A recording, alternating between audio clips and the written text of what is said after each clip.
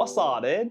Today we're going to be talking about two of skateboarding's biggest franchises, EA Skate and Tony Hawk's Pro Skater. Both games let you live out your skateboarding dreams, and they go about it in very different ways. So the question is, which one captures the soul of skating more? So gel up your frosted tips, grab your chain wallet, and let's drop right in.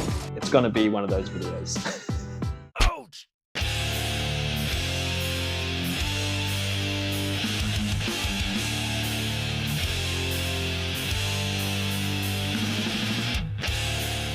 Tony Hawk's first dropped in 1999 and completely changed sporting games. The goal was simple: pull off insane tricks, chain huge combos, and try to achieve the highest score possible. It wasn't chasing realism, it was chasing fun. And that still holds up in their later releases as well. Skate, on the other hand, dropped in 2007 as an almost direct response to Tony Hawk's. It asked the question, what if we made a skateboarding game more realistic? Their philosophy was realism, physics, and style over points. The first time I ever heard about the skate game was in the Xbox group chat. We were playing Halo 3's. One of our buddies was playing this game called Skate. Wonder what that's about. He kept being frustrated that he didn't know how to manual, so I just told him just flick up and down on the D-pad like, I don't know, every other skating game ever. Not for a second did it cross my mind that there was a skateboard game that wasn't a Tony Hawk game. I couldn't comprehend that. But this leads me into my first major difference between the two franchises, and that is the controls. In Pro Skater, the tricks are mapped to button combos. You could go around the map doing kickflips, 900s, insane tricks, all without touching the floor. Physics, optional. Gravity, negotiable. It was arcade perfection. Skate introduced the flicker system, where you use the right analog stick to mimic foot movement. Every trick had to be intentional. If not, you're eating concrete and your clothes are getting folded whilst you're still wearing them. Ouch!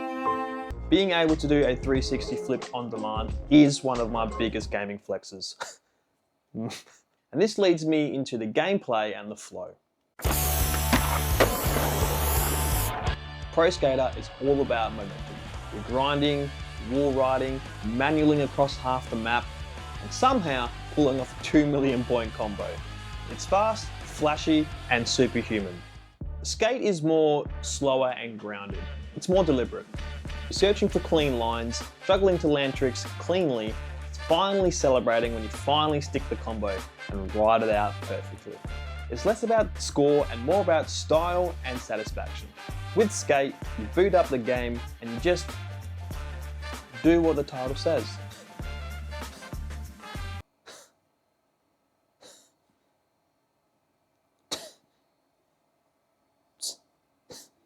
You skate. By the way, in this video, I'm mainly talking about Skate 1, 2, and a little bit of 3. I have nothing good to say about the latest Skate game, and I really want to try and keep the vibes up. So let's talk now about the maps and the world design. Pro Skater games are designed to be skateboarding theme parks and playgrounds. They are designed to keep your combo going and keep the momentum. Very, very fun, but not very realistic. Skate, however, feel like very real urban environments. You'll be rolling down the streets and you'll come across maybe like a 4-set stair and a rail. Something realistic that, you know, people could probably do in real life. I couldn't, but someone could. Realistic ledges, realistic stair gaps, manualing out of them, the flow and the vibe was all there. In the first Skate, there was a place called the Mini Mega. I'm not sure if that's the official name of it, but that's what me and my mates called it. And this was pretty much the place that you had to play if you wanted some serious big airtime.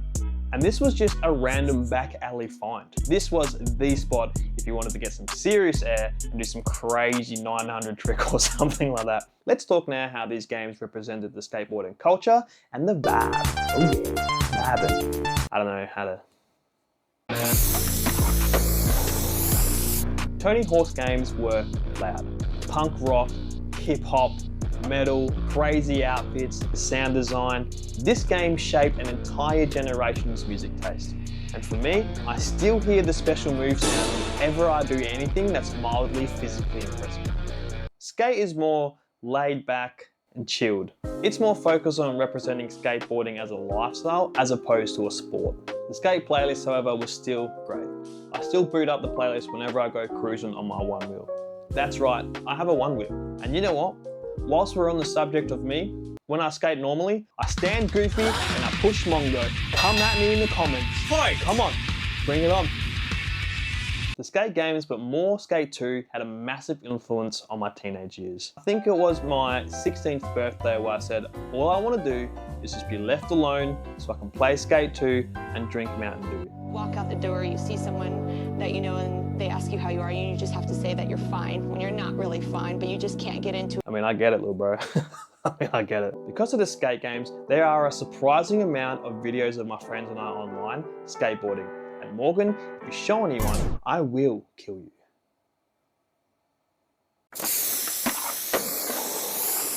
So, what franchise is better? Honestly, it depends on what you want. Tony Hawk's is unmatched for nostalgia, pure chaos, and fun. Skate really shines with the immersion, the realism, and making you feel like if you play the game long enough, you actually get better just through playing the game.